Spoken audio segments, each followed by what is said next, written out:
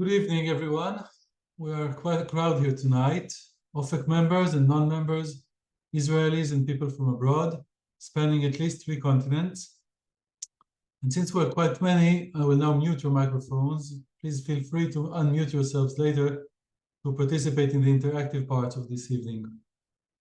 I would also like to say that it's encouraging to see so many people gather, even in these troublesome times, with the goal of learning and thinking. We believe that keeping these activities going when the cannons are roaring is a role we must take on ourselves, and we see your attendance here tonight as a testament to this belief. We have with us 2 distinguished guests in the group relations world, James Cranz and Suzan Longg, joining us to help us think about our current situation. OFEC's former chair and co-founder of Touch OFEC, Dafna will be hosting this evening. We also like to inform you that the plenaries of this meeting will be recorded and uploaded to OFEC's website. The small group discussions will not be recorded. So without further ado, over to you, Dafna. Good evening, everybody, and good evening to our honored guests, Suzan Longg and James Cranz. As we meet here on day 181 of an ongoing war with all that it entails, and still 134 kidnapped people are in Hamas hands, I hope we will be able to think and learn together about social defenses, a topic which I do believe is relevant to what we are going through. I want to thank OFEC's Scientific Committee for initiating this important series, OFEC's bookshelves, and for inviting me to run it. And especially, I want to thank Kermali for your wise accompaniment to this evening. And I also want to thank Leila Jamal, not only for her technical help, but also for your wisdom in brainstorming the planning of the evening. And maybe we should all thank Isabel Menzis. So who was she? She was born in 1917 in Scotland, where she was raised.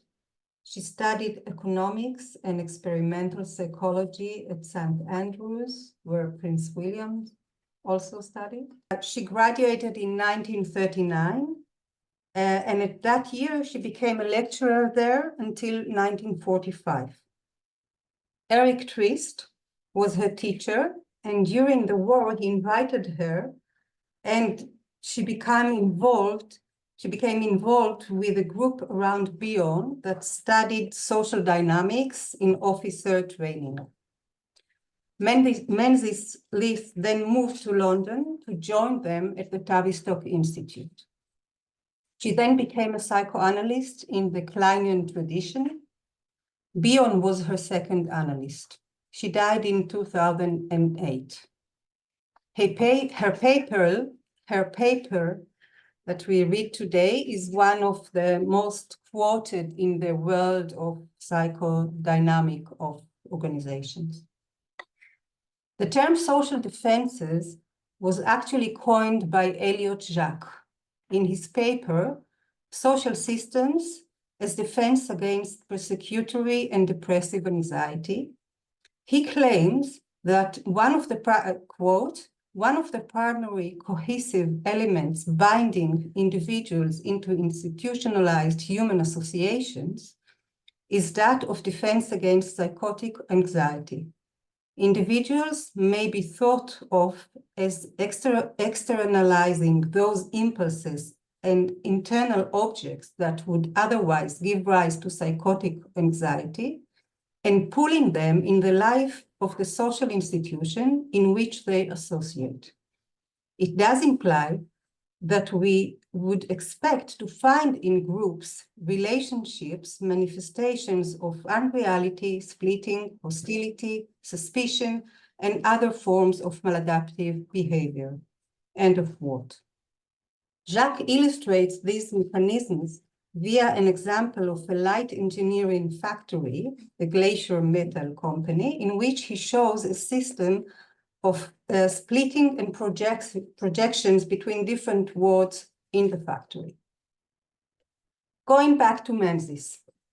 Through the Tavistock Institute, she was invited to consult to a nursing school in one of the general hospitals in London, employing about 700 nursing personnel, about 150 of them fully trained nurses.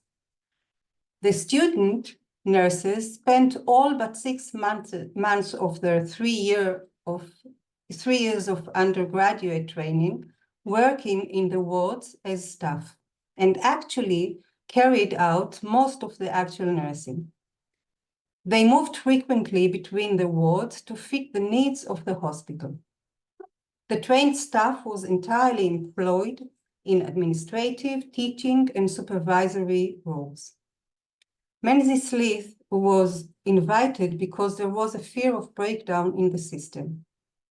She had many conversations, formal and informal, with trainees and senior staff as individuals and in groups in an action research method.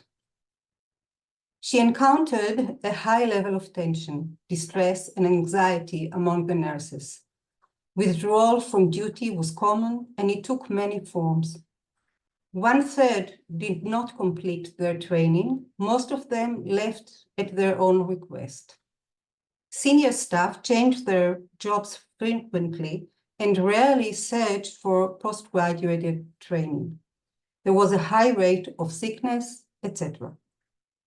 Menzis claims that the primary task of the nursing occupation itself creates a high level of anxiety. The contact with ill and dying people, the disgust that is involved in the work, the intimate physical contact that may arouse libidinal and erotic wishes, feeling of pity, compassion, love, guilt, anxiety, hatred, resentment, envy of the care given to patient, and more. Menzis related these anxieties to Kleinian fantasies, fantasies, and to the ruin and dead objects and part objects that our inner world consists of. In addition, the patients and families also project their anxieties onto the nurses as the first-line caretakers. Menzis described and defined a series of procedures and ways of managing the work that she viewed as defenses against the anxiety. I will mention a few of them. Splitting up and fragmentation of the nurse-patient relationship. The work was organized according to tasks and not according to patients, so that one nurse would take blood from all patients, another measured blood pressure for everyone. This was a way to protect from the anxiety that stems from the relationships with the patient, but it actually made the work devoid of meaning. If people went to nursing school with a wish to help people, they didn't feel they're helping anyone. They were fulfilling mechanical tasks. We also are familiar with the way of talking in hospitals, the liver in bed 10 or in room 10, the heart in room 2. Menzis referred to it as depersonalization, categorization, and denial of the significance of the individual. This, together with an ethic that a nurse shouldn't have preferences for patients in a way that nurses would feel guilty if they say that they prefer working, for instance, with women. There was only one way to make a bed. The nurses' uniforms, of course, are also depersonalization. All are ways of depersonalization. Overall, there was an expectation of detachment and denial of feelings, and a good nurse was expected not to mind the frequent moving between wards and not to be attached to patients.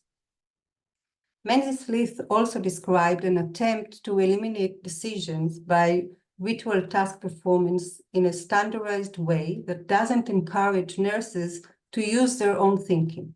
This, alongside reducing the weight of responsibility taking by checks and counter-checks, by delaying decision-making even in minor issues, by obscuring the formal distribution of responsibility, especially in the higher positions, by pushing relatively easy tasks upwards in the hierarchy, and more.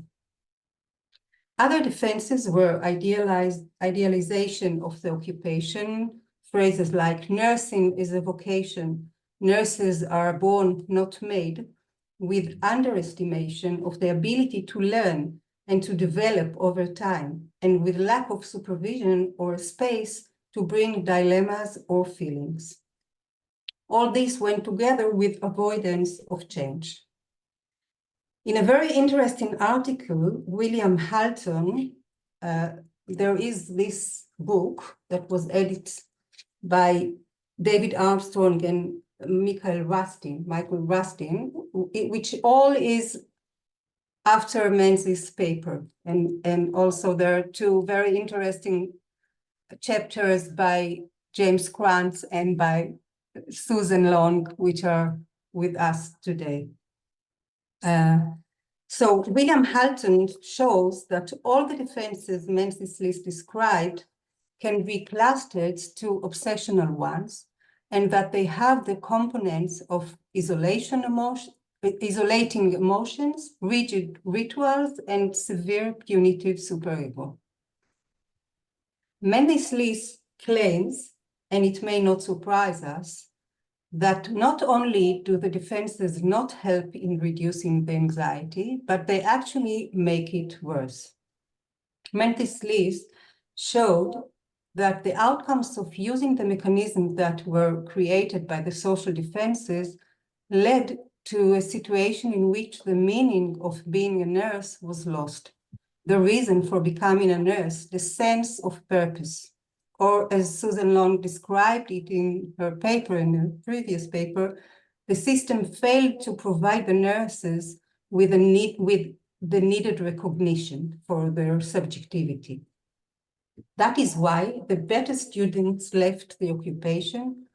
There were lots of absences from work, etc. Hence, a fear of breakdown in the system and Menzis' invitation. In a nutshell, that is a summary of Menzis' paper. Few points that I want to stress and or put in question. One, according to Jacques, institutions are themselves a defense against psychotic anxieties. And that is why we can expect to find them using defenses against these anxieties. Menzis claims that the anxieties is due to the issue that the primary task of the organization raises. Can these two notions live together? I believe they do. They don't really contradict one another. They can go together. Point two, whose defenses are they?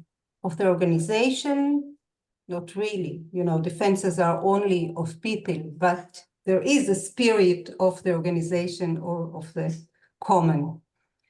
But if it's people, how do they decide which defense to create? How do they come together to decide the mechanism that will work? I'm not answering all the questions.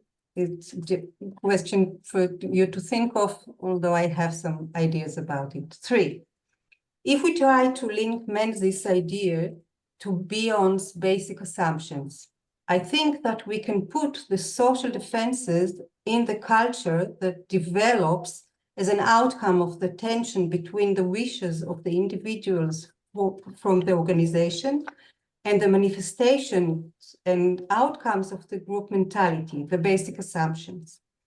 I want to stress here that Menzis list also or mainly talks about technical tools, about procedures, physical mechanisms, etc., not only about ideas and fantasies.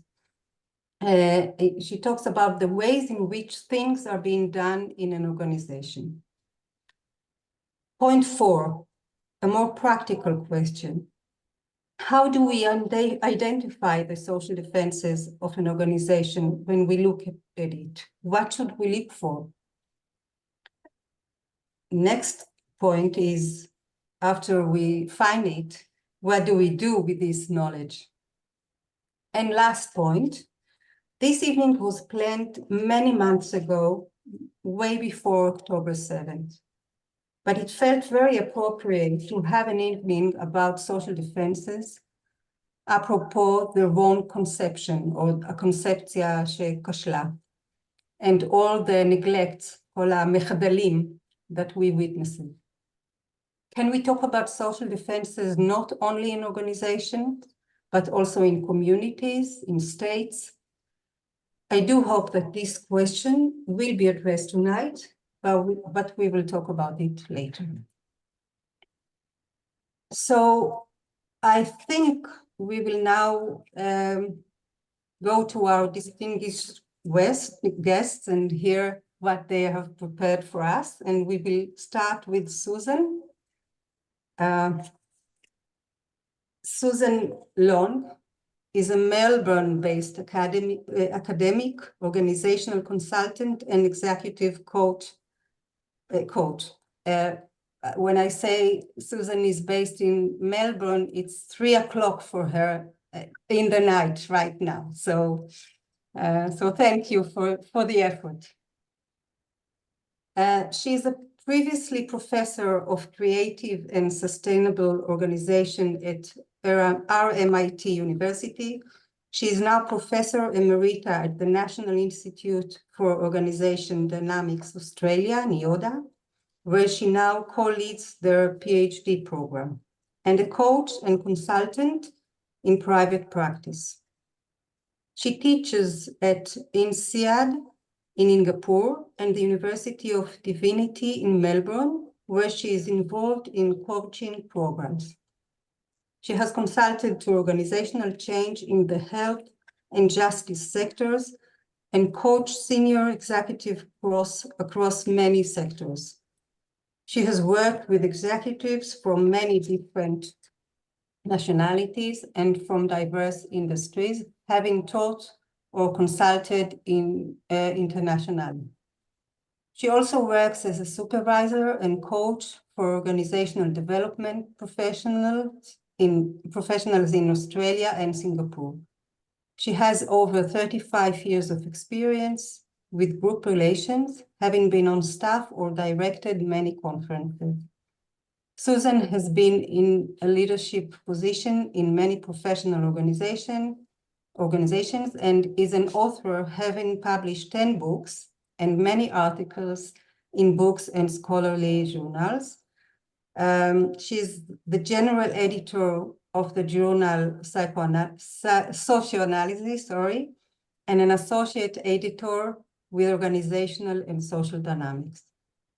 She is a past member of the advisory board for mental health at work with home care and of the board of the Judicial College of Victoria.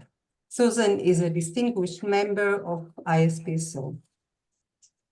And to you, Suzan, thank you.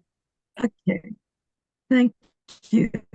Thank you for inviting me tonight. And yes, it's very early in the morning, so I hope my voice is not is going to hold out. I may put up some slides from time to time, but I'm really just using them as a basis for talking to you. And I don't want to go back through Jacques and Menzie's classic studies again.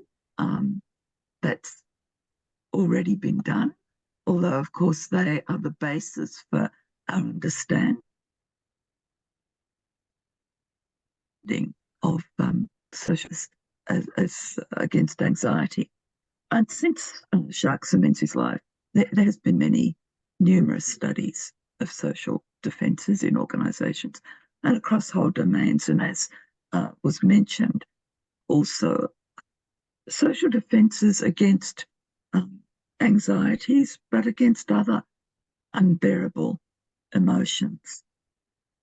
I think basically what I'm going to do is unpick some of the theoretical ideas that I think are underneath this idea of social defences, and give a bit of an example. The basic idea is that any task undertaken in an organisation, perhaps in a community, will generate anxieties, some more than others, and that the organisation will mobilise a system of defences to protect its members, built into its structure and culture. One of the things that Daphnna mentioned was, how do we look for social defences, and how do we find them? I have a joke with my students that a lot of the theses that I've marked have been hunt the social defence. It's as if people go into organisations to sort of search out where's the social defence, and it's possibly a bad thing. But of course, we all need defences against unbearable emotions. And yes, some of them are problematic and cause more problems than to begin with, but nonetheless, they are remarkably, in most of the studies that I've read, they're remarkably resistant to change. Whenever I teach nurses nowadays, they say that Isobel Menz's paper still holds. It's still there. It's deeply entrenched in an organisational structure and culture and way of working. They're very difficult to shift and move. Perhaps we just have to learn, yes, how to work with the bad effects or the dangerous effects of social defences, but also to live with them and work with the way in which they operate and minimise the problematic aspects. One of the ways that we work socioanalytically, and I take the work of philosopher Charles Peirce for this, is that we look for patterns of behaviour, and particularly what he calls surprising fact. So Menzies noticed some surprising facts about the way that nurses were infantilised, and exactly as Daphnna talked about. Jacques noticed interesting facts. It's a sense of looking at what's happening in the organisation that is taken for granted, but that yet we see as perhaps more surprising. My thinking about this has come up with a few ideas about social defence theory. The first three ideas I want to bring in. The first is that social defences involve ambivalence. There's the desire to do a task or the desire to work in a particular way, and also the desire to avoid that task because of the emotion it engenders. There's a pull both ways, and that pull will always be there. How one can sit with that pull and the anxiety generated, I think it needs to be worked with in a way that we do use perhaps more reflective practice about being in the centre of those pulls. Secondly, the whole idea of social defences implies a social mind that is the quality of the organisation per se. And Daphnna said, where do they come from? How do individuals choose a social defence? I think there's something about a mind being a social matrix, not just purely colluding minds, and I take this idea from Fuchs and from Bion, that there's an idea of mind as an emergent quality, not just in the individual, but in a trans-individual area.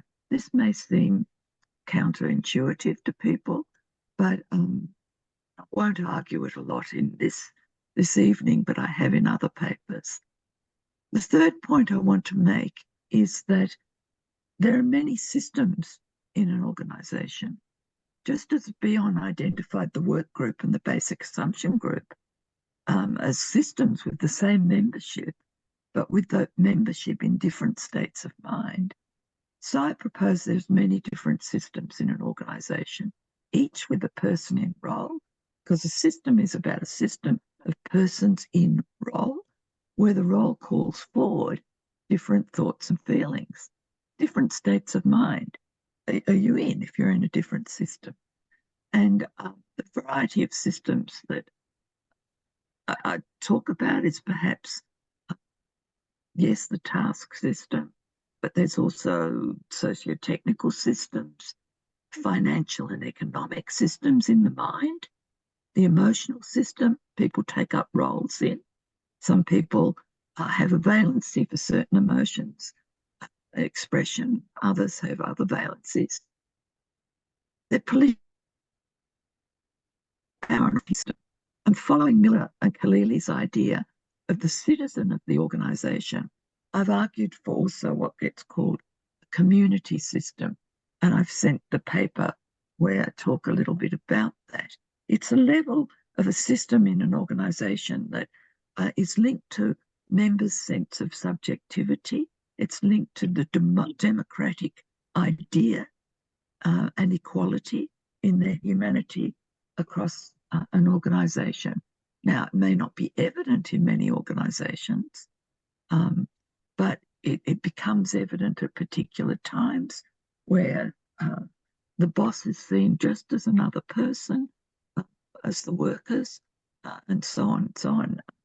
It can be stimulated where people feel their citizenship. And I think sometimes social defences, individual and social defences, come up when an individual sense of worth in the organisation is challenged by the way in which the system is structured. Often, for example, and the nursing example, of course, was one, but in organisations that have frontline staff dealing directly with the public, the anxieties are often consciously linked to impatient, rude, and sometimes abusive customers. Distancing staff, distancing physically, having policies to make sure that staff have a carefully designed script that distances them from responsibility for decisions made and procedures for alerting senior staff should a bad situation arise. But while some of these are effective, the secondary effect of these defences often leaves staff feeling blamed, unhappy, and without personal authority. Sometimes they see the arguments of the customer as valid, or even they hold personal values that clash with the organisational values. And this challenges their sense of identity and subjectivity in the community system of the organisation, being without a voice of their own. But I want to move now to this whole idea of social defences outside of an organisation, in a community, or with governments. And I took some of this from a colleague, Bruno Picara, who's written a lot about country social defences, the way that governments take up defending perhaps what he calls the country romance, and often leading to policies within that country that can be seen as perhaps more defensive than helpful. I want to give you one example which I'll read out. Recently, Australia held a referendum to decide if Indigenous Australians might have a constitutionally enshrined voice as a group in Parliament. This followed a successful statement from the heart, which is called which you can look up on the internet if you like, the Uluru Statement. The Uluru Statement was brought together by Indigenous leaders in Australia, Indigenous leaders in the community of wanting a voice for the Indigenous people. And they called for three things: a voice to Parliament, a treaty, and truth-telling. Some of this has started to occur. The vote for the referendum that we had, would they have change the constitution to a voice in Parliament, received a resounding no. Over 60% of Australians voted no. Very disappointing for a lot of people. During the lead up to the referendum, much fear-mongering took place, bringing forward old and new, unfounded fears. For example, that the Indigenous people would take back land owned by non-Indigenous people, and that even suburban homes would be under threat. Fears that Indigenous peoples would be given a voice in all laws beyond their democratic rights. The referendum failed in part because the yes messaging was sometimes unclear and not widely enough explained. One no vote slogan from the no vote lobby said, if you don't know, vote no. If you don't understand what the yes people are saying, vote no. And secondly, because an element of racism fueled by extensive misinformation on social media, and social media, as you know, nowadays plays a huge part in these sorts of things. And because the yes vote did not gain bipartisan support in Parliament, somehow the majority of citizens were caught in an ill-prepared and poorly designed process. Anxieties were heightened, and a split Parliament and a split country led to the no vote.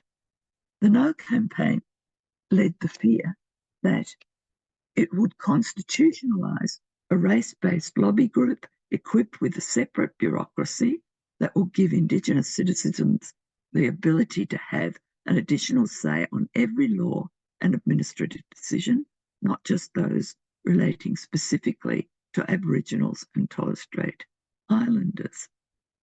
Suzanne, they said, although the constitutional recognition, a few minutes, is worthwhile goal, this referendum should be rejected.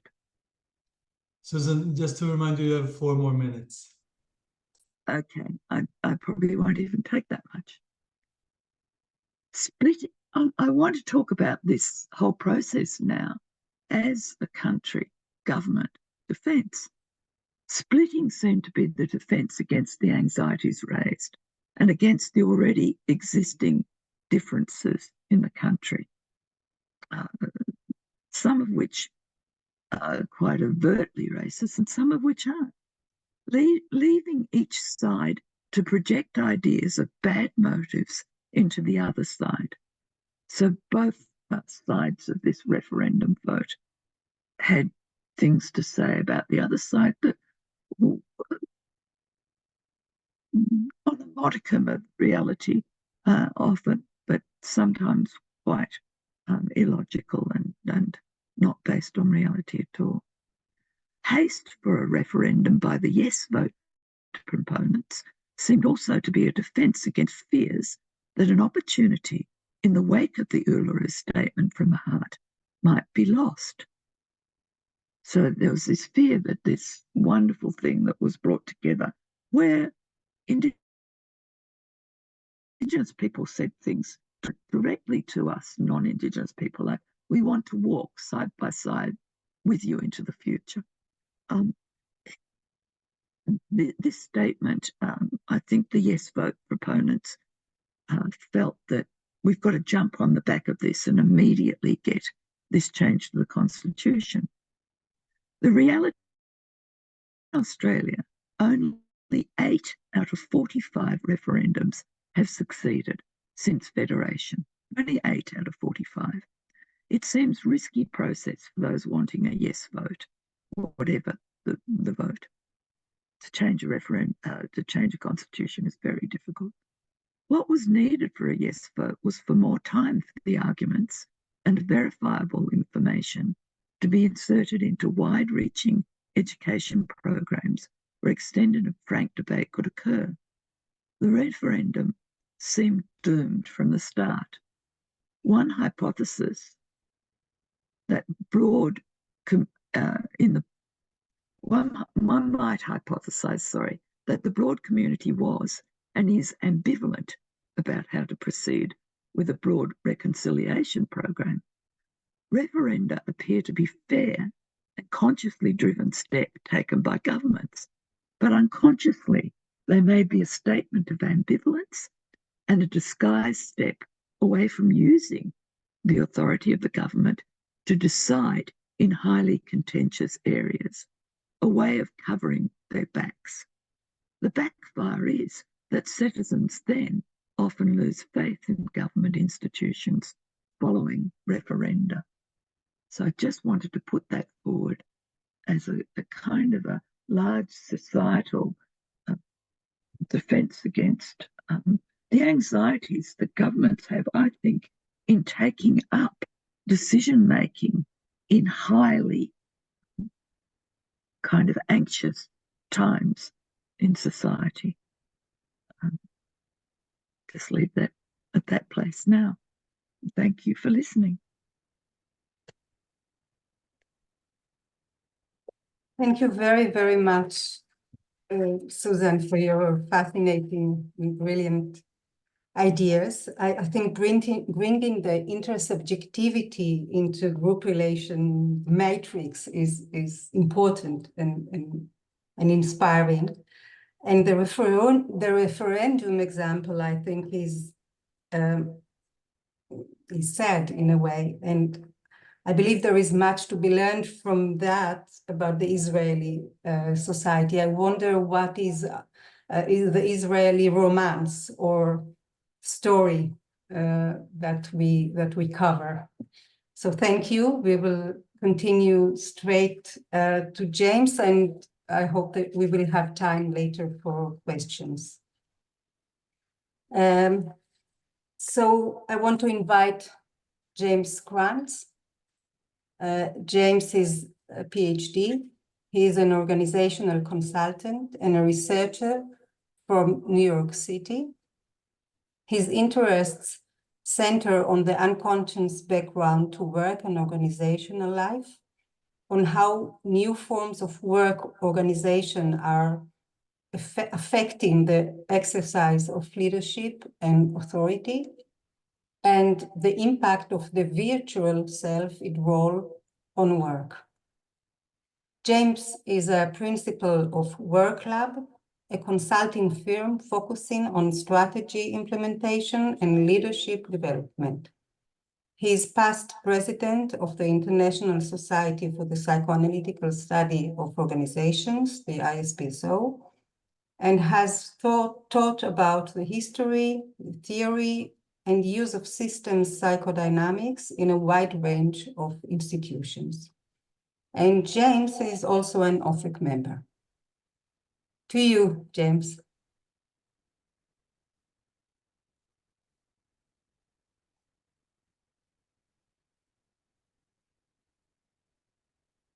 Jim? Thank you very much. And it's a pleasure to see so many people I know, so many people I almost know, and new faces. It's wonderful to see you and have this chance to talk about something which is very, very close to my heart. I'm gonna, by the way, Dafna, no criticism of you. I'm gonna pronounce the name Mangus, because that's the Scottish model, and almost everybody else uses it. So anyway, one thing she and I shared was that we both had the same mentor, Eric Trist. That's about where the similarity ends. But I did have an opportunity to work with her in the 80s and get to know her, go to some clients, and it was a wonderful, wonderful experience, partly because this concept of social defenses is so foundational to my work and so central to people who work within the socio-technical or the system psychodynamic or socioanalytic, so fundamentally important for us. And that's part of what I want to say. I do want to look backwards some and revisit some of this. I know it's been said. And then I'd like to look forward a little bit to the future and what social defenses might mean in the information world that we're heading into.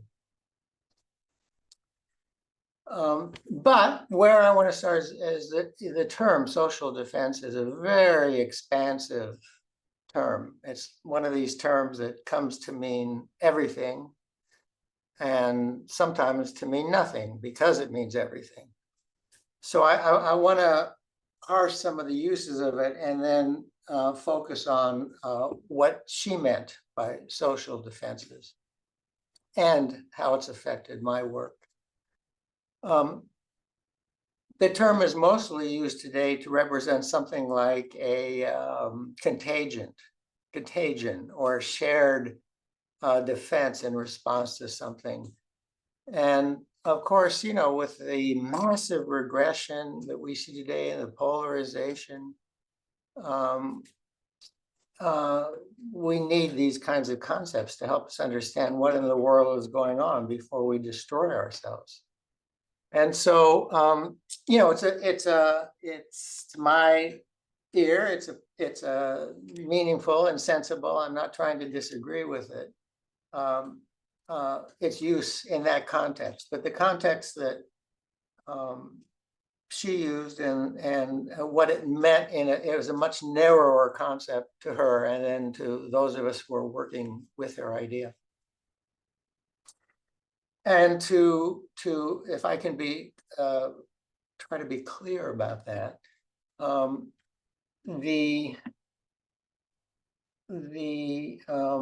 Elliot Jacks, well, I'm glad, Daphnah, you brought him up. He obviously made enormous contributions, and he thought that groups and organizations were fantasy. They resided inside of the mind, and they were subject to all the introjection and projection and all the primitive, you know, the whole thing, because it resided in the mind. There was a psychoanalyst whose name escapes me who pointed out that actually that's not accurate because social institutions, even though they were created to meet people's needs, they take on a life of their own. They have independent meaning and independent existence. And that's where Isabel and Jack's parted company around that exact issue.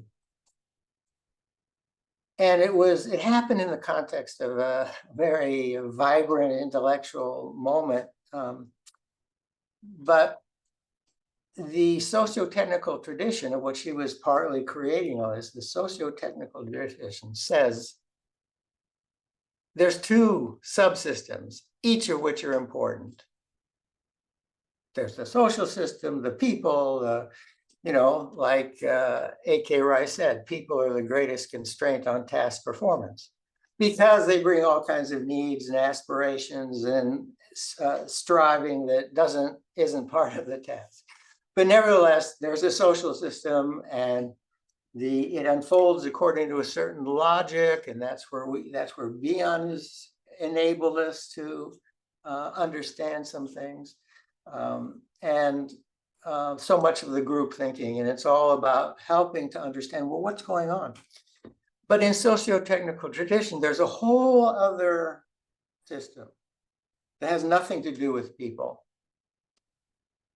Nothing whatsoever.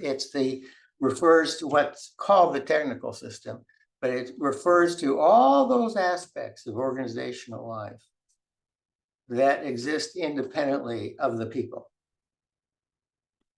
All of them, structures, technologies, norms, practices, policies, procedures, all of those things exist independently of the people who are working within those systems.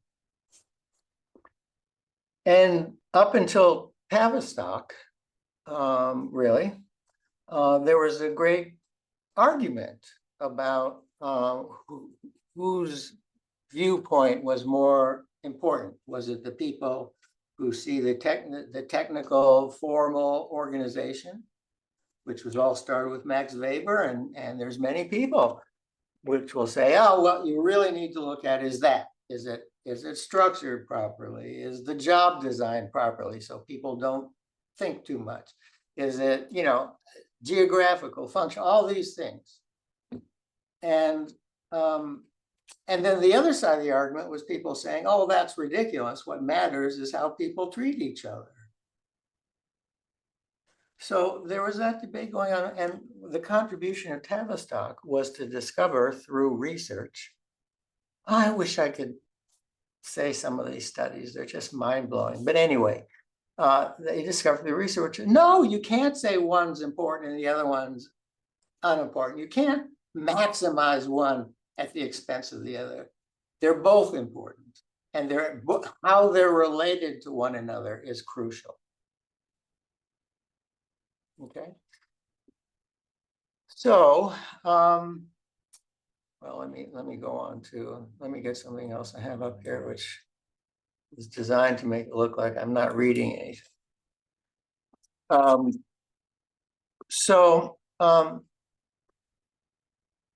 As I think Dafna said, and Suzan reiterated in her own way, her discovery in her paper was exactly about this issue, the relationship of the social system, the nurses, the supervisors, the consulting doctors, the people, and the system, the technical system, the schedules, the practices, the approaches to medical care, the technologies, all these building blocks of organizational life that aren't people. That's the technical system. And so when she was called to the, hospital, was a fairly routine thing, that they were having trouble meeting the needs of these student nurses who were the nurses that ran the wards. Like Dafna said, they were worried about a breakdown in the system, and the very best students, the very best ones, were leaving. And there were other signs of symptoms of systemic problems, such as absenteeism, mistakes, so forth and so on, things we're all familiar with. So they called her because they didn't know what to do about this. They couldn't figure it out. And she, in this inquiry, she noticed all these sort of defenses that Dafna mentioned, the splitting the relationship, the depersonalization, the detachment, denial of feeling, eliminating decision-making through ritualized task performance, obscuring the distribution of responsibility, reduce responsibility by delegating upwards, and all these things, which I think I certainly know is true for me, and I assume it's true for many of you, that when we have our fingers on the organizations, we see this kind of stuff all the time. These are, in my book, garden variety problems in organization, sort of like the common cold. And but yet it doesn't mean anything until we have a way of understanding, why is this happening?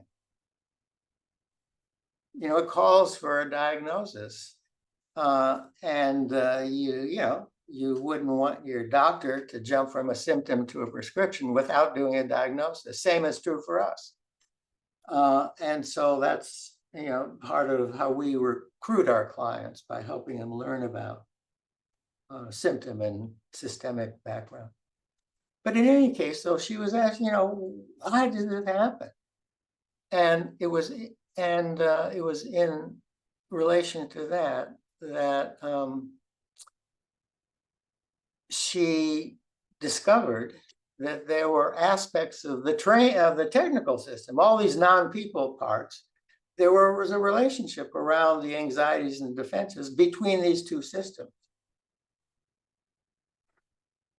That was an amazing discovery, and it was a carry-on. Of course, Melanie Klein made, in a way, the foundational discovery, which was super exciting for them at the time. she bridged the individual and the social by discovering projective identification. That changed everything in this tradition when there was a bridge between these two perspectives. Anyway, so she's working within that, and she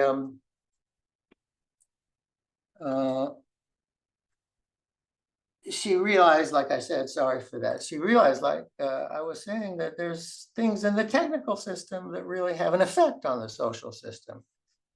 And she was looking at all these defenses and so forth, asking, well, what is the, why? And it's in relation to that she came up with this notion that with every work, every bit of work, every task stimulates its anxieties.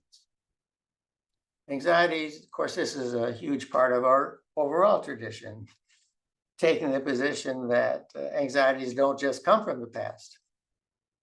They come from what we're engaged with. They're not just manifestations of our early family configurations, conflicts, and so forth.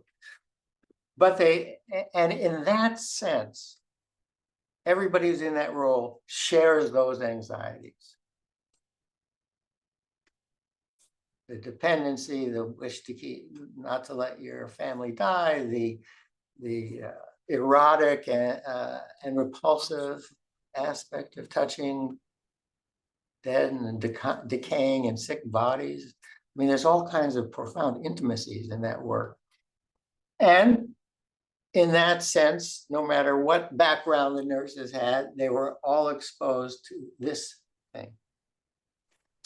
And then what she realized is that the hospital was, I'm sorry, is there, oh. ממש, שגם אף אחד לא עובד בזה, נכון? Ran, can you mute? Yes, I'm looking for it. I'll mute her in a minute. Sorry. Okay. Ran, I expect to bank some time from this. Okay, oh, you've got 5 more minutes, it's not 4. Okay. Oh, no. So yes, it's what she realized through this sort of dance of projection and of introjection, and how introjection can have an effect on our internal object world, which is why work can be reparative. But this constant back and forth, and what she realized is that the organization was also unconsciously enabling the nurses to defend themselves against this anxiety by structuring and shaping the fabric of the technical system. This is what she calls social defenses. Those aspects of the technical system, right? The building blocks of organization, everything that's non-people. Those aspects of organizational life are used to help people protect themselves against the anxiety of these roles. Depersonalization, so they didn't have to come into contact with the complex intimacy of these relationships, and so forth and so on. Like Susan was saying, sometimes these defenses are very helpful in the sense that they enable people to keep thinking and so forth. And sometimes they promote regressive, even primitive defensive behavior, which is what she encountered at the hospital. So the point I'm trying to make is that, from an organizational change point of view, or consultant, that's what I do for a living, in a way, the greatest impact you can have on people and their unconscious functioning has nothing to do with speaking to people. It has to do with the structure and the organization of the organization, how it affects people. So in another one of her wonderful papers, she showed how a unrealistic mission design at a mental hospital ended up bringing the line workers into an adolescent position. And so again, it's about the definition of the mission. Is it realistic? Is it not? If it's not realistic, it's going to, whatever effect it has on the sort of operational level, it's going to enter people's unconscious lives in a particular way. So I have one more thing to say after this. So here's the question. This is a kind of a quiz for all of you. What did she recommend? What do you think she recommended as a remedy to this situation?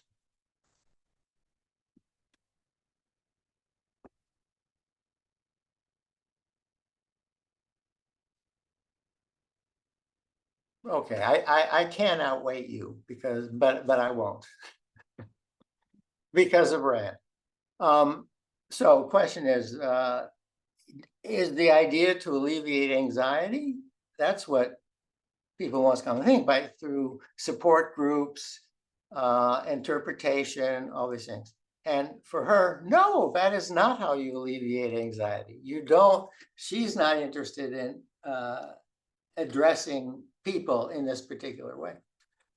What's the answer? The answer for her was containment. The other side of the process, the design for effective containment of anxieties.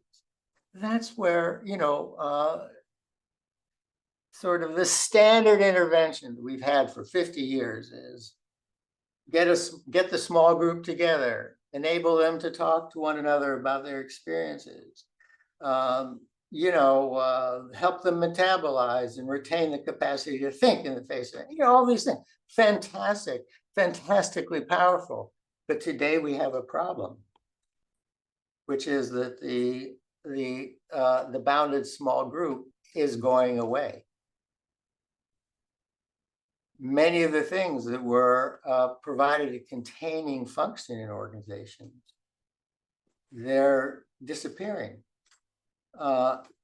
as we're making a transition from the late industrial to the information world, which is a transformation as profound as the transformation from agrarian to industrial.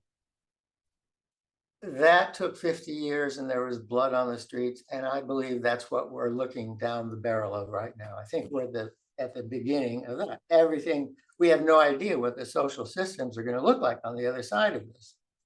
But all of our institutions, which have tremendous containing functions, are dissolving. They're losing their legitimacy because they're organized around an industrial model. All that stuff is going to have to be invented. And the reason I'm bringing this up is to say, looking forward with this paper, that I think the research project for the rest of my life, honestly, is going to be how do our concepts, system psychodynamic concepts, how do they relate to the emerging industrial world, the emerging information world? In particular, how do we need to adjust our concepts or rethink them to be relevant in that world? You know, Bion taught us so much about the movement of emotion in bounded entities. Well, how are we going to understand the movement of emotion in this liquid fluid world that we're entering? So I think one of the questions, for me, a very important question is what are social defenses there? What are they going to look like? How are they emerging? I mean, these wonderful Tavistock minds, they were essential in planning for the war. They were enormously important during the war. They helped England rebuild a post-war world. They did the reintegration of all these prisoners of war and people who had been traumatized by the war.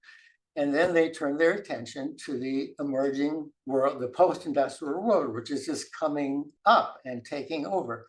And there they were trying to address these issues of how can we support productivity and the quality of work life together. All those concepts which we're talking about were developed in relation to that. And now we're facing something similar. Jim? Exactly the same. Yeah, I got it. Exactly the same kind of hinge moment. And that's why I'm trying to look forward to see how these concepts will play. But that's as much as Fran is letting me say. So thank you very much. And I look forward to us having a conversation about all this stuff.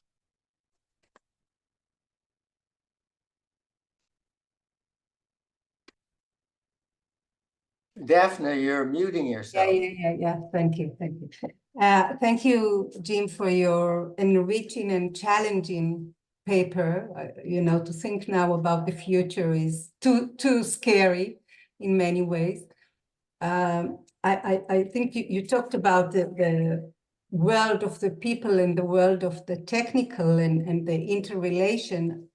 It seems that it's easier to think how people are influencing the technical, because most of the technical is being built by people. But I think also of how the technical influence people. I happen to be quite a lot in hospital these days, and one day there was a nurse. She was with a wagon, and she was trying to push it into a room of patients, and there was a very small step of like 3 centimeters or something. I asked, do you need help to push the wagon? And she said, no, it's just annoying. And I'm thinking of the dozens of times a day she needs to push this wagon, and how it affects, it's just a small and silly example, but it affects her experience and probably her work. So thank you. We have some few moments for questions and maybe some answers. So I open it to people. You can just pop in and ask your questions. I have a question for Jim.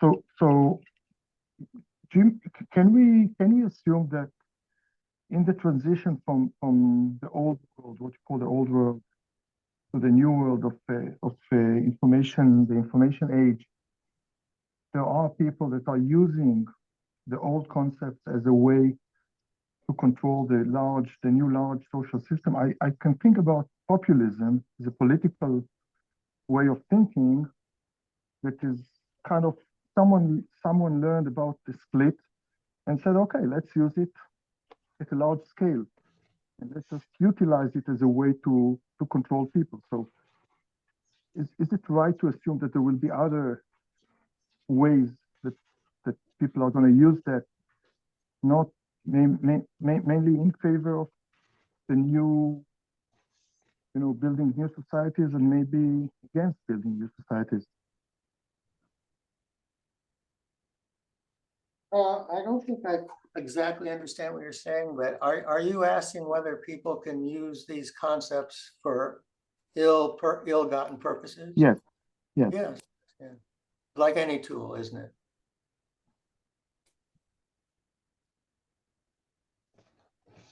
I'm not really observing it, but I think the sort of an interesting parallel is with group relations conferences and the anxiety of the staff, and how does that get manifested and understood in the institution of the conference itself. And I think so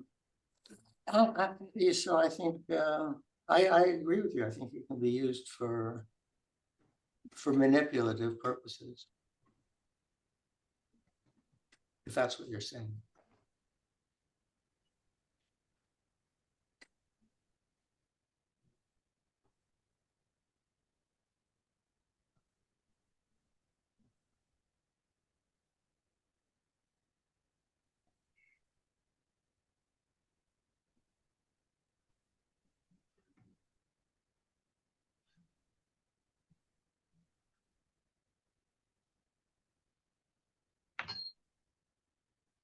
I can ask you a question, Jim, a theoretical question.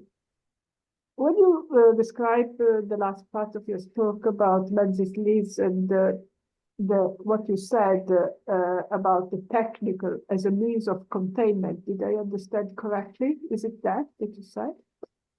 How does it relate for you with Jack's requisite organization? Because in a way, Jack says the same thing. In a way. Yeah, it's such, it's a very, I love that whole line of thinking. It's really very interesting. It's only about the individual and the system. There's no group, there's no emotional. I mean, he's very clear that he's about a capacity which is largely genetic to think in different futures. How far out in the future is a built-in capability, and oh God, it is built-in capability, and he wants to create organizations where people's individual capacity to think forward is related to the role that they're in. So if you're an assembly line, you only need to think in advance for 30 seconds. If you're the president of an airline, you're thinking ahead in 30 years. And so how to match a person's capability with the time horizon that's needed for a particular role, that's what he did. But he gave up his interest in the unconscious and all that stuff. In fact, he's very critical of it at this point, or before he died.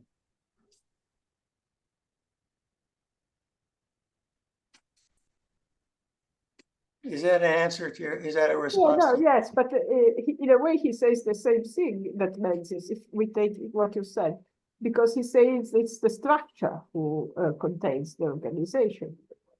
That's what he said. Well, let me interrupt you, because I did say that, but I also said other things than the structure. Yeah. The technology, the tools, the method, all of these things.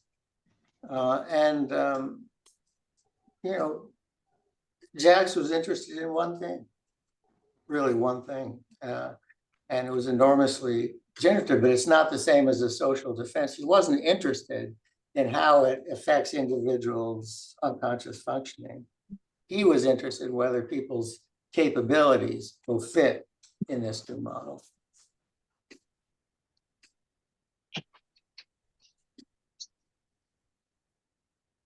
Thank you.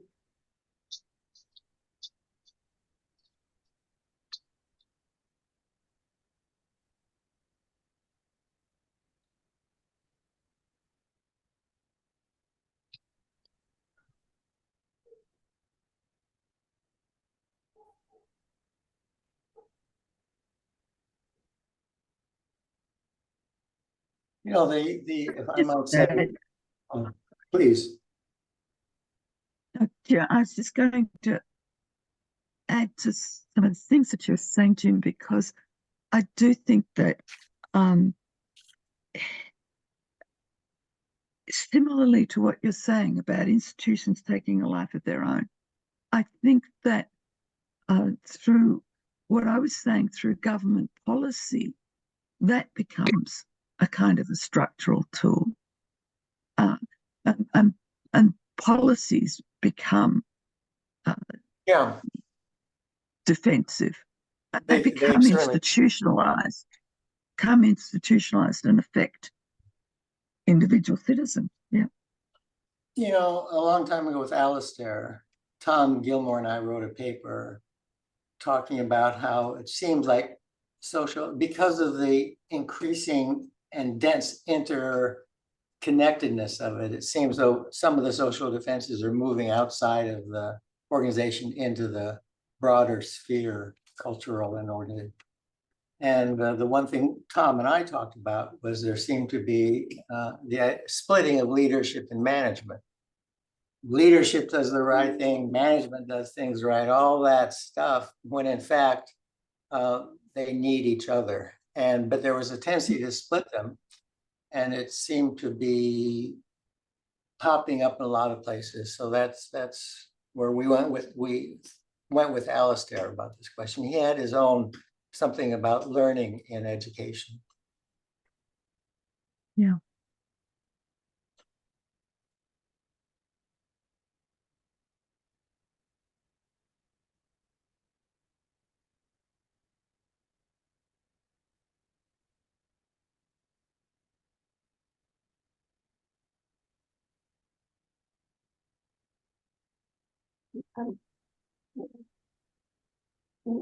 If had we had more time, I would ask you, Suzan, about because you introduced also the subjectivity, especially in the paper you sent us and was put in the invitation of the idea of the subjectivity of people and the recognition on the community level. And I wonder how this can be done if someone is not manipulating, as Ronen suggested, but if we truly try to do it, is there any way that it can be approached?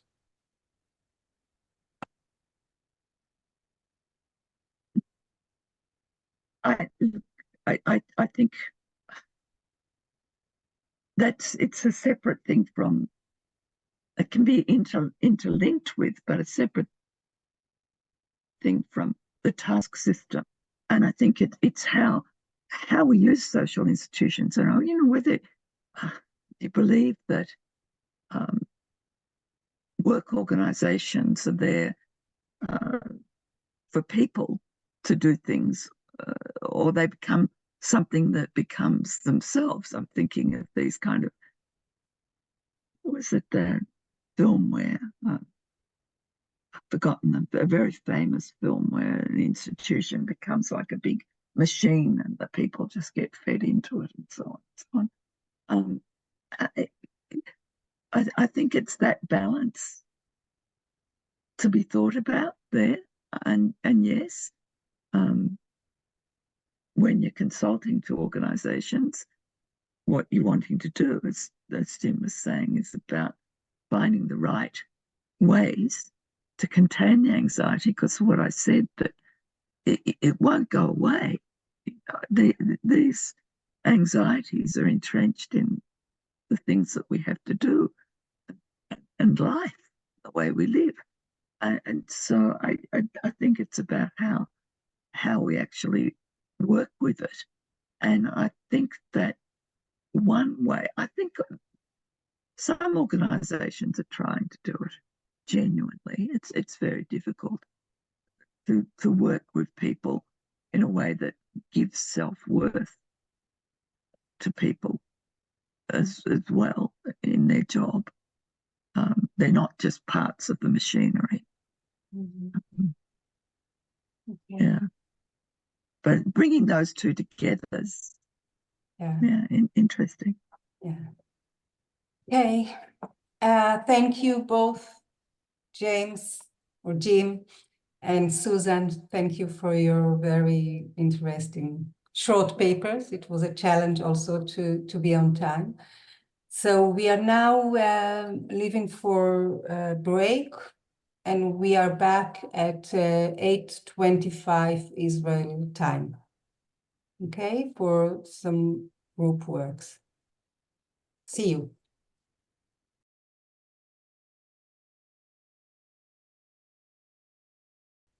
I invite everybody to come back and maybe open your cameras, because otherwise we don't know if you're really with us or not. And we have some work to do together now, so we need you.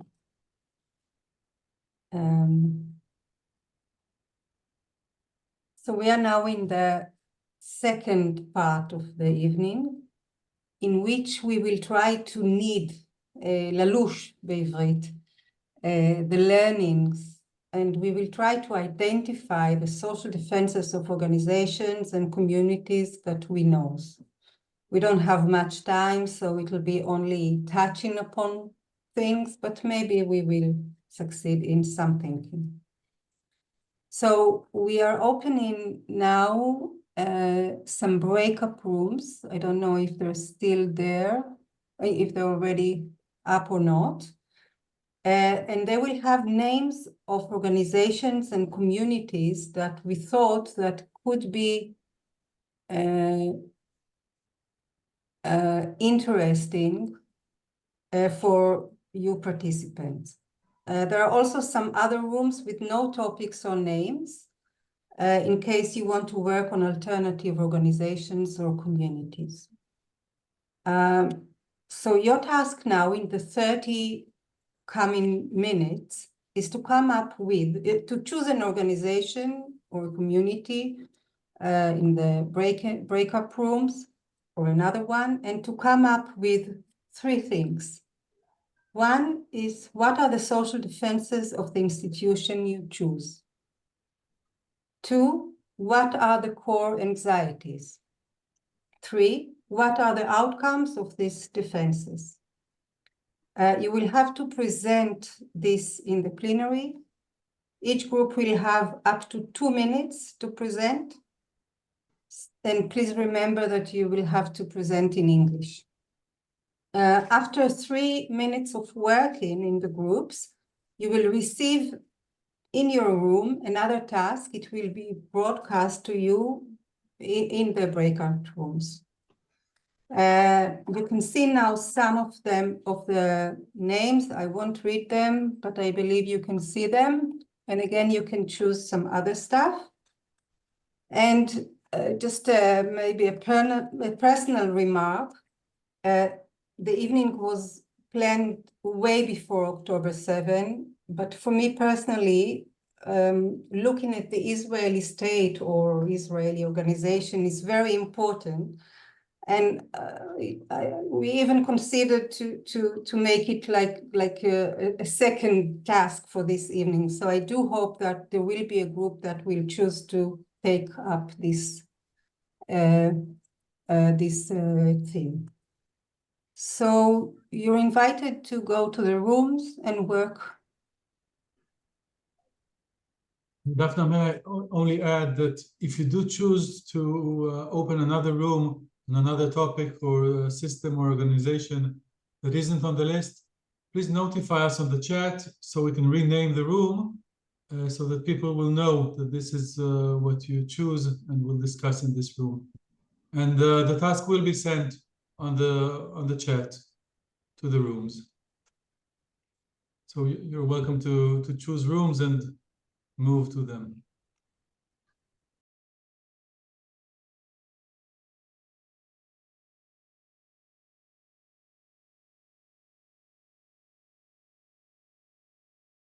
Welcome back.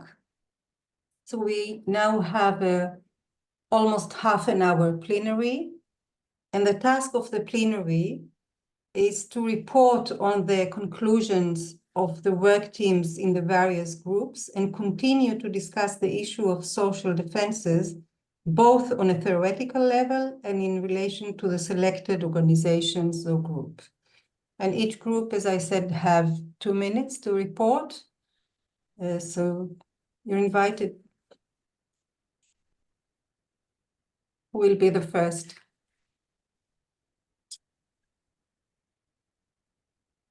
I think we can I start. Alona. Sorry, Alona is the first.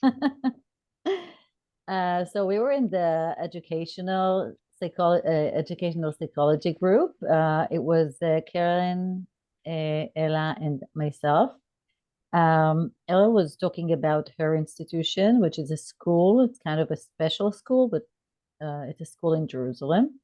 And the core anxiety that Ella reflected upon was that the system feels that the institution feels that it needs to have all the answers, but it doesn't really have all the answers. So it's a way to the social defense exhibition is actually, it's a cutout. So hang on, a better word than cut out. Okay. I can't think of the word in English. Keep going, sorry. Dissociation? No, it'll come to me. Okay.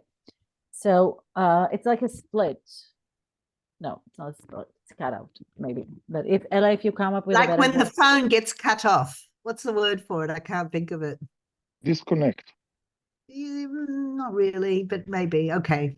Okay, it's a Fragment- disconnection. Fragmentations. Weren't you using the word fragments? No, Fragments? we were talking about fragmentation for the results of the of this process. But so so there is this disconnection that appears in a way that the teachers also feel that they are expected to know everything, but they don't really know everything. So their reaction in class is to be very technical and just do the work and go. It also adds up with the current situation, because the school has it's very diversified. There are people, there are children there that are coming from the south, right, Ella? Yeah, they're kids from all over Israel. So they're evacuated, and the teachers are also in a very bad situation emotionally. Young mothers that their husbands are in the army, young children at home, and the results are fragmentation of the teachers mainly. The system, of the whole Of the system. system, yeah. The whole system is fragmented rather than a well-being, which you would hope is the idea of education. It's exactly the opposite. Or forget education. I don't even know what that means, but it becomes the opposite. Thank you. Yeah. Thank you very much. Okay, so I'll continue. We were talking. I was in the room with Sylvia and Amos, and we were talking about Sal, about the IDF, and we started. It was kind of a very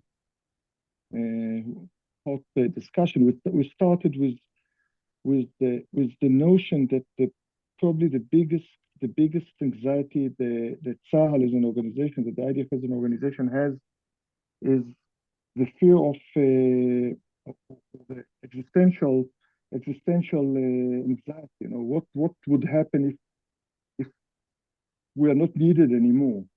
And in order to kind of to handle that fear of being unneeded, this existential need, the IDF is actually almost promoting. Almost promoting, or is almost like, as hard as it is in favor of fighting every few years. You know, a war is a way to maintain this existence, and so that would be kind of the way that the army, that the IDF is actually trying to maintain its existence. And you could see some behaviors. For example, a potential behavior is that people in the army, they do not talk. They don't have views.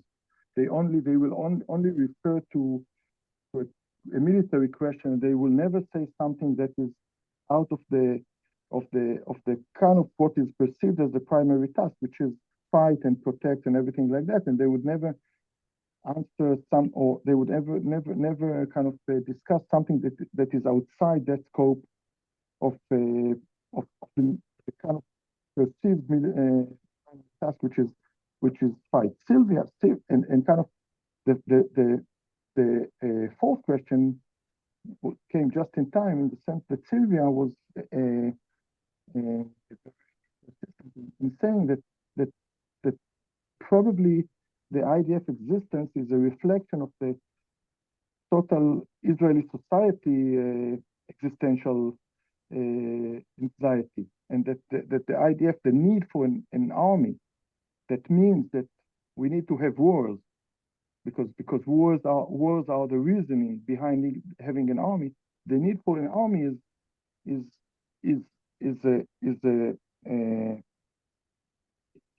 a way to solve these social existential anxiety for the whole country. So the question is this a projective identification, or is this the real thing that makes us have a war in order to have an army, in order to solve our existential anxiety? Thank you, René. Rani, if you can help Sylvia, maybe she said she cannot be unmuted, so. Yeah, I answered her on the chat. Thank you. Okay, next group.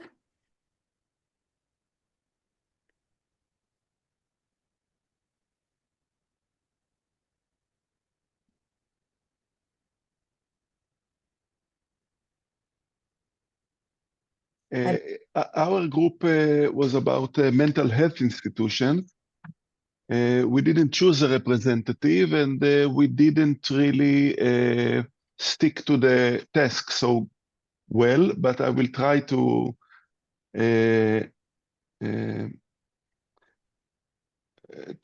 get my view of what we talked about.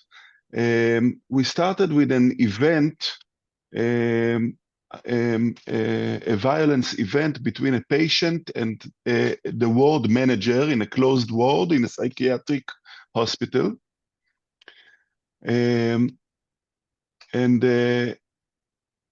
then we talked about like two views on how to deal with violent event. One is of the nursing staff, and the other one is of the doctor staff, and they have a conflict about how to deal with these kind of events. Without any compromise, without any dialogue, and without being able to solve this problem. And the defense, I think, used is the chief, the manager of the ward can't hold on to the role. So he changes every 6 months, every year he changes. And then there's no long process of dialogue or solving this violent problem.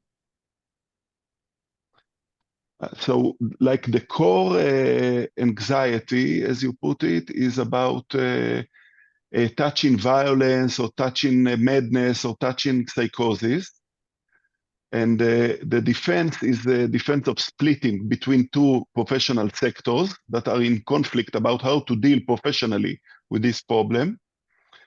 And the outcome is that the manager can't hold on to the role, and he changes all the time, so there's no actual process. Thank you.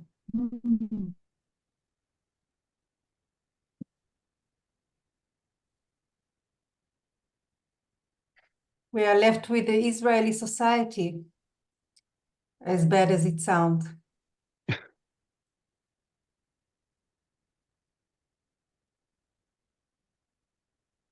So who is the representative of the Israeli society group? What was the title? I didn't even see it. It was the Israeli Society on October 6th. It kidnapped. Yeah.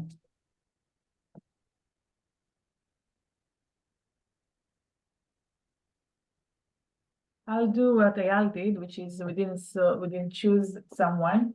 We had our own social defense, starting with reflecting on the lectures we heard before, but then we came into the question that was raised, and I will give my view, and everyone else can join. My thoughts were the romantic ideas that the social of Israeli society, that the social defense was needed in order to keep them in role. And we spoken about this idea of being the chosen smartest people, having a strong high-tech abilities, having this New York buildings in Tel Aviv, knowing more than everyone else, strong omnipotent conception of being big, which we needed to defend. And this is, I think, was a crucial thing that made everyone else not compare, not in a way depersonalized. No one else is good enough. No one else is human enough to talk with, even within the Israeli society.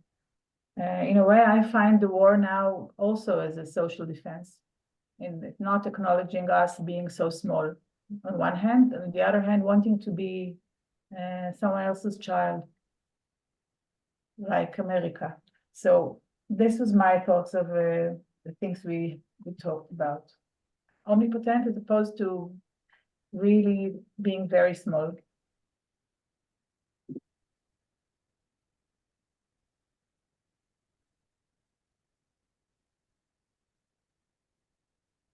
Thank you, Oli. So I now open the discussion, the general discussion.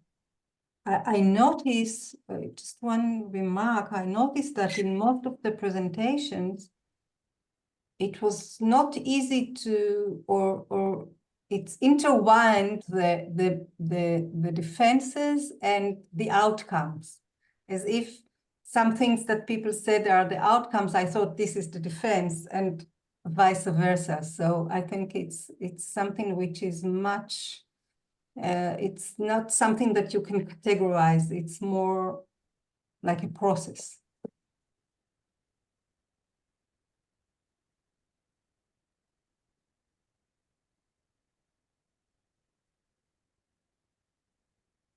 Any thoughts, theoretical or practical, or about the organizations that were... I'm thinking about what you just said, Dafna, that like in the individual psychology, one defense gives birth to another, and it's like a rolling process of defenses getting more and more sophisticated, or... So the outcome of the defense is another one. And everything is a defense, could be a defense against anything, but yeah. We like that idea. But that is also a defense. That's why we're so popular. Yeah. but that notion, although it is very true, it is also defensive, because then we don't have to say anything. So I'm bringing us back to saying something. I was just aware that the first and the last one, the education one and the last one, were both about kind of fears about knowing, or knowing too much, or do I know or not I know, am I best at knowing, and so on. So something about, both of them talked about, in the education one, about the teachers being expected to know everything, and the last one, as if the country does know everything. So I was interested in those two. I'm trying to think about the other ones as well.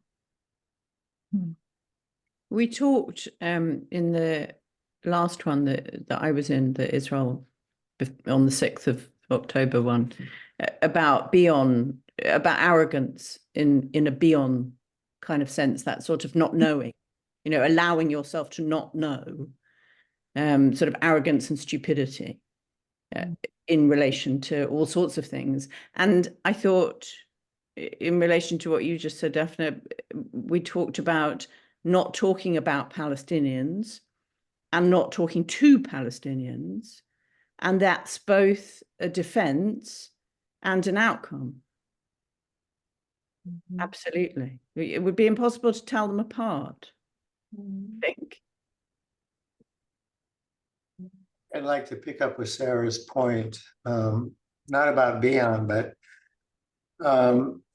stupidity and allowing oneself to be that way. I mean, to me, that's one of the greatest anxieties attached to the student role, especially to adult students who are now returning to a more infantilized relationship. And, the only asset learners have is their ignorance. That's the whole asset if you're going to be a learner.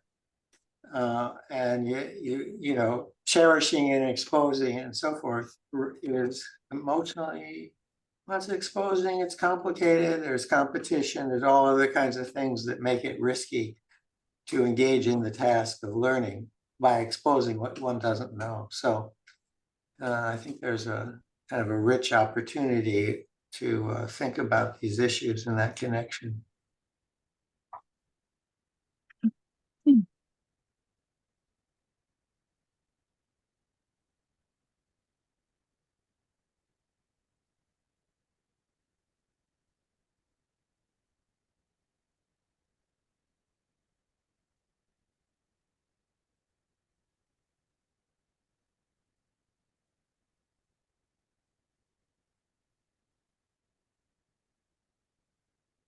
I'm not sure what to make of the fact that every time I speak, things go silent.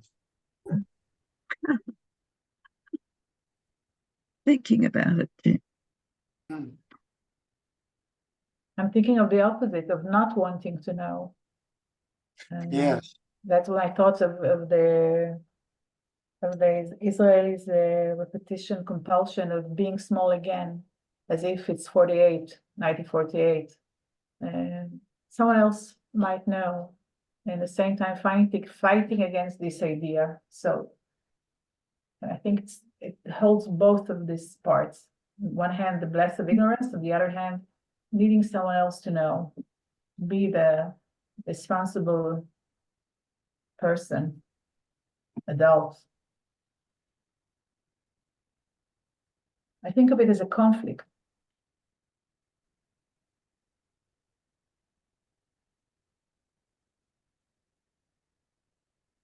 One of the big hindrance in Israel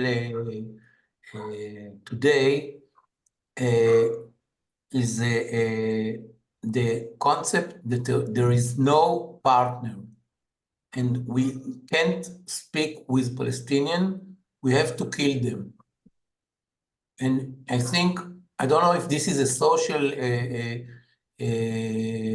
defense, if this is a social anxiety, this is a fact, but this is stuck us a lot.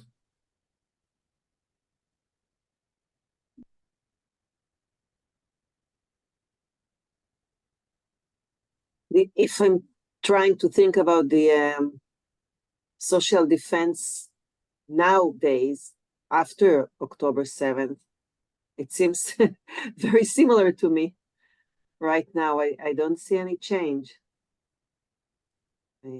Still, the feeling is that that what we hear around is that we depend a lot about the army, which knows everything. I don't know, maybe it's a survival mechanism right now. I don't know. Otherwise, what are the options?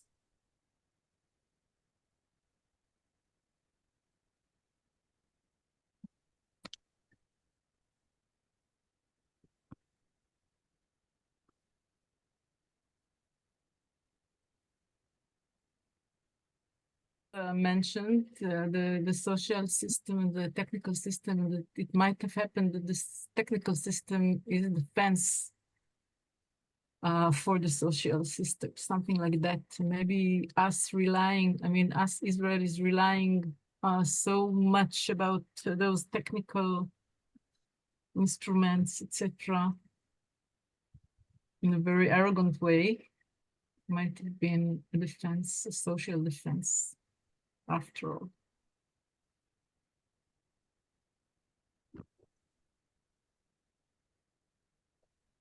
I want to connect to the arrogance that some of you spoke about. And I was thinking about the fact that actually the leaders are arrogant enough to think that they have the solution to the defense that their employees need or their citizens need. And there is like no, there's like a really, there's a severe boundary between whoever plans the social defense and for whoever needs it, because social defense is needed. in a way, in sometimes, in a certain extent, it's not a totally bad thing. We were discussing it in our group that, like, after October 7th, routine was part of a social defense for systems in order to not fall apart.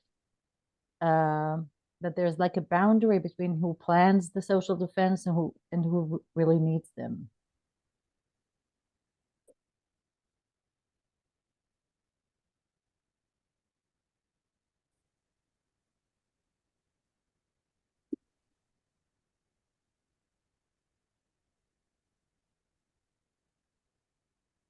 But just joining too with what Jim was saying in his talk about the future and about the kind of world we're in, because I think, we're in a very different world in terms of power nowadays, because power seems to circulate around this notion of whether it's arrogance or whatever, but around the knowing, power to know. It's not like power of a few centuries ago, where power was just power if you had might, if you had the capacity to say, this is what I want and I'm powerful and rich enough to do it. It's about kind of pretending to know. So you win an election because you have all of these speeches that say, you know how to solve things, you know how to do this. It's an age of where knowing or not knowing becomes really critical. And they're the anxieties that we have. Organizations, do they know or not know? Leaders, do they know or not know? It's well, I've written about this. I think it's quite perverse. I think we're living in a perverse age. Why perverse?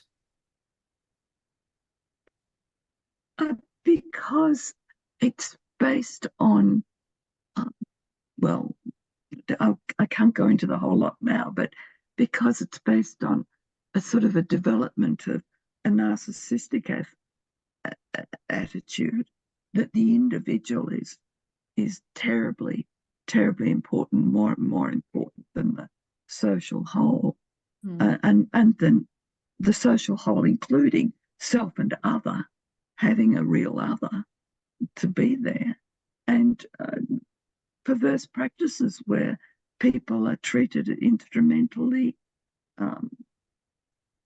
they're accomplices in all sorts of cover-ups and denials and lies.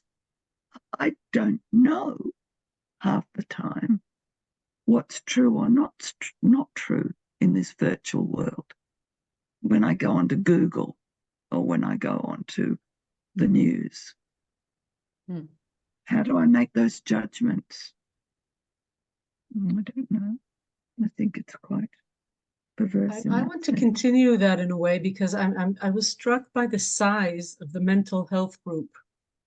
I don't know if it was the biggest one in this system that was created. I don't know, but it was quite large.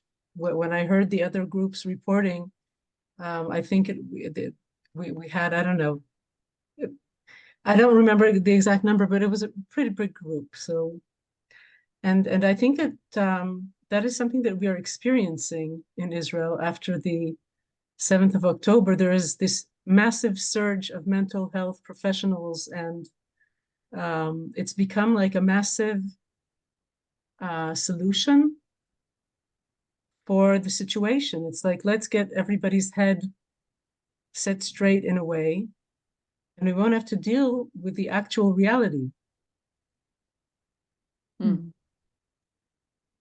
We had that going on around the previous Rothschild, I don't know how to say it in English, the demonstration that was going on with a social demonstration that was going on way back. I don't remember exactly the year, but and there was quite what? 2011. 2011. The cost of living. The cost of living, yes. And there was criticism about that, you know, that in a way, it is a type of opium, sometimes mental, you know, having that type of solution for conflict and for upraising. So you're saying, Shelley, now mental health is a solution to not solving the Israeli-Palestinian problem. Definitely. Or it's a defense. Yes, let's calm everyone down and, you know, we'll all become very depressive and say this is the way it should be. Mm-hmm. Like the problem is not what the soldiers experienced in Gaza. We'll just let's help normalize them get over that. Yeah. It. Mm-hmm. Let's normalize it. Isn't that the most popular word now? Let's normalize, right, the situation. I just remind you that Bion wrote that the psychoanalytic pairing is the social pairing, like basic assumption. The psychoanalytic joining, like the meeting. I want to suggest about our groups that it represents maybe the situation of all the Israel society. Sorry, because the situation was that it was an inside patient who acted violence to the manager and sent her home, and maybe it's a wish of part of Israel to kill Netanyahu, and there is some kind of a lot of emotion about this situation, because there's one side in the society that believes that there are really people who want to kill Netanyahu. And they become afraid really that what's happened in the demonstration, it represents reality, like with all the fire, the people who go with the lapidim, I don't know how to say. And I think the situation also here, I think about the situation, I think about your question, Jim, why you are in silent after you are speak.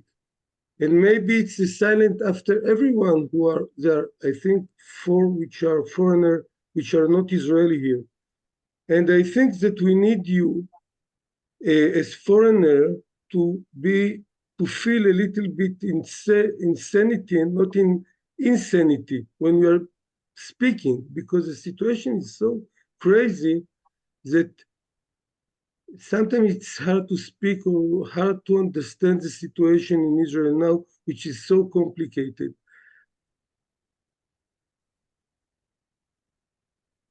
Yes, I mean.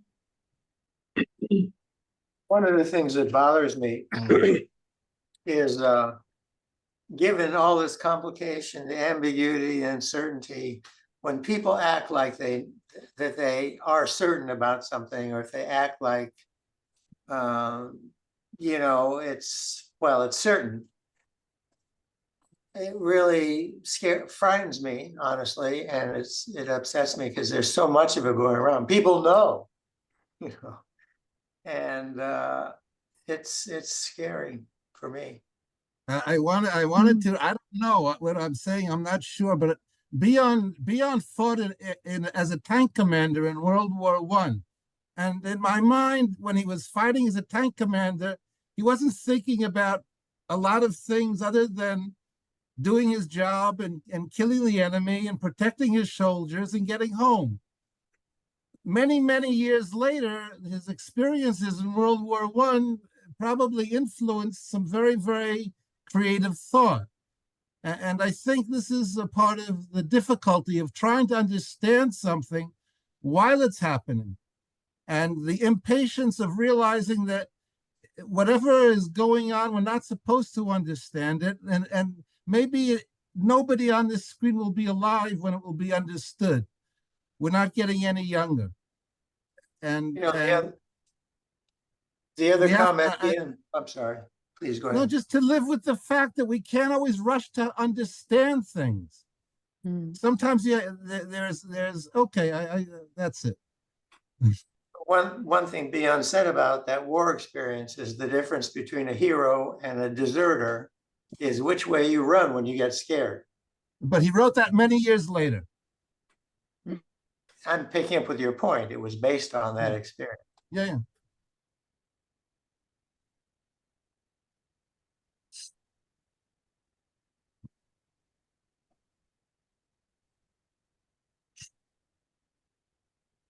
No, but Mike, maybe what you're saying is that our social defense now against this anxiety we're all experiencing is trying to make sense of it somehow, intellectualizing, and it is difficult to remain in this, I don't know what's going to be, what's going to happen, why did this happen position. We're trying to make sense of it.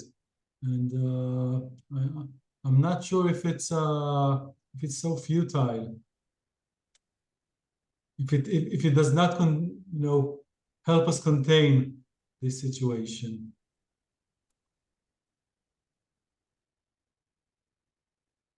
And we do have one more minute for this discussion, and then we'll go over to the review. So any last comments? Yeah, maybe also what Mike, following up on what Mike said, that trying to make sense now is also a way to just avoid something that we cannot really comprehend now, and trying to make sense is like running away from something that we don't know, that we cannot know really about this situation, and trying to make sense is like avoiding the anxiety and the insanity that we have to experience now. We have to know that we're in an insane and a lot of uncertainty and madness that we're in this situation now. And trying to make sense is like trying to avoid that this is what we're going through actually in a mental. Maybe thinking is not trying to make sense. Maybe we are thinking. And it's not like trying to make sense. It's a question. You're thinking or making sense. Yeah. You know, Boaz, your comment reminds me of a poem, actually. Kurt Vonnegut, who says, birds gotta fly, tigers gotta hunt, man's gotta sit and think, why? Birds gotta land, tigers gotta eat, man's gotta think he understand. Okay, so with this poetic reference, we'll end this discussion and move on to the review for the last 10 minutes of this evening.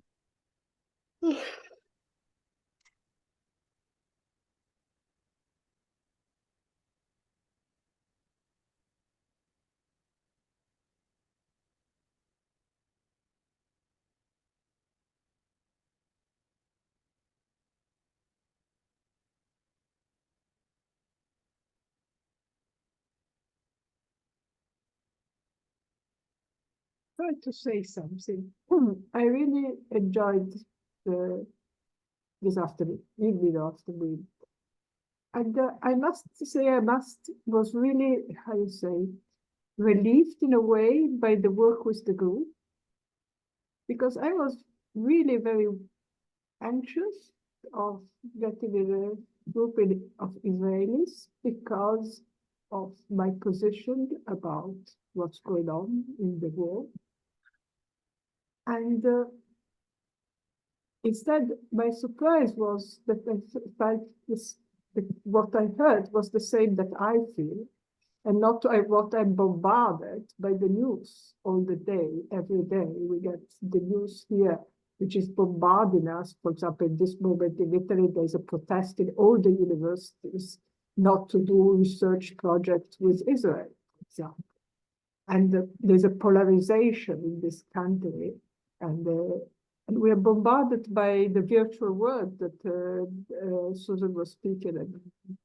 So how the media influence us and how makes everything, it's very, very difficult to distinguish what is true and what is false, and the ideas you get. So having been here, it has given me a completely different perspective.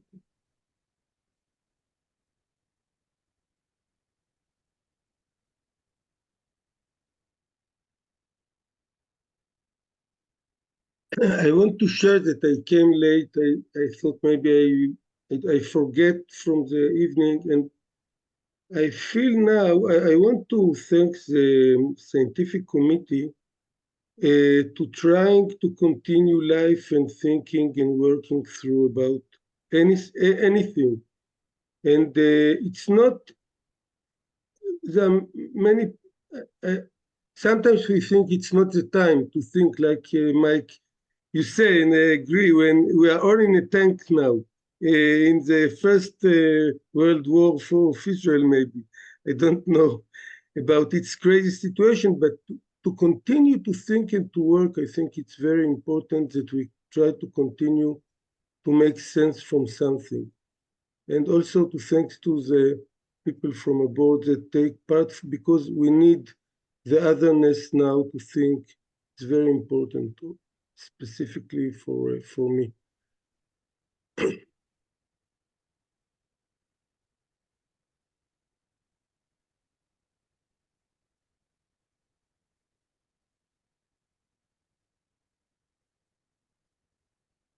And also to Dafna, specific for you. I think I didn't mention your name, but you're the center. So I want to thank you about your taking your role here for OFEC and for all of us.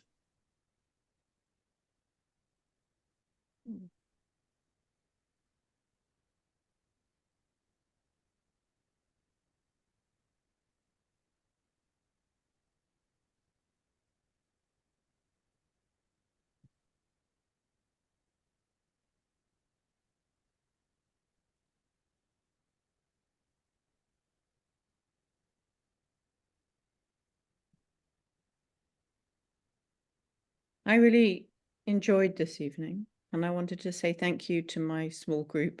I think it was a really helpful experience. I think we talked about some things that were difficult, and it felt very different to some other events that I've been to since October the 7th, where we've broken into small groups, and it hasn't felt very safe, and I haven't had always a very good experience, and have felt unable to talk, or I don't know, sort of attacked with something.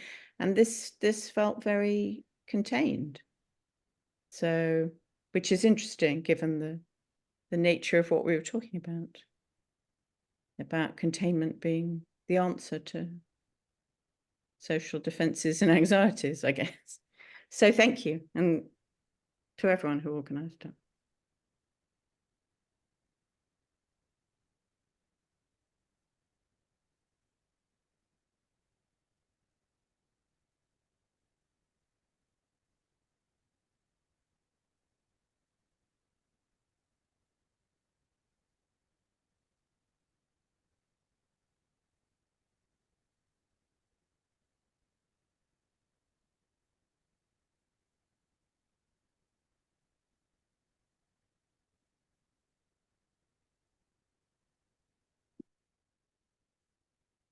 I want to also say thank you to the scientific committee, and also to say that I really enjoyed the structure of the evening.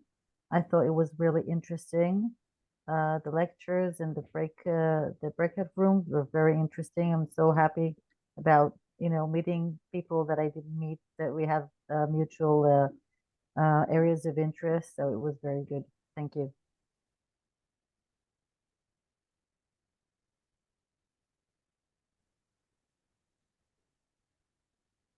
I shared the group with Ronen and Amos, and we were talking about the IDF and the relationship between the army and the society, Israel society, and going back and forth whether we have to understand the army or we have to understand the society, and how do we understand their relationships.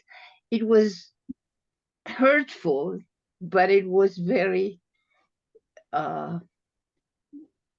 present, I would say, very actual, because it kept us in the middle of the war, as we are in the war anyway.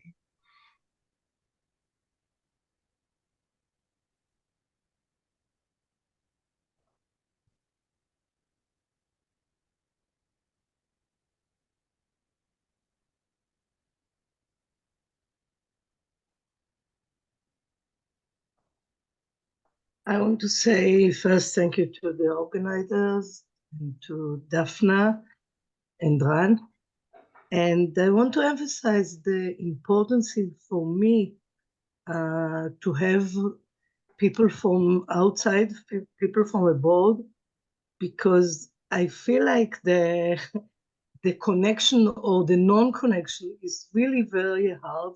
I've got a family outside, it's like exactly like you, Louisa said, that's got so many bombarded with all the newspaper, and we got so bombarded and with different stuff, and it feels like as if it's really hard to communicate, and as if I'm not fighting with my family who thinks that we should do this or that and not do this and that, but it's very hard to hear it all the time.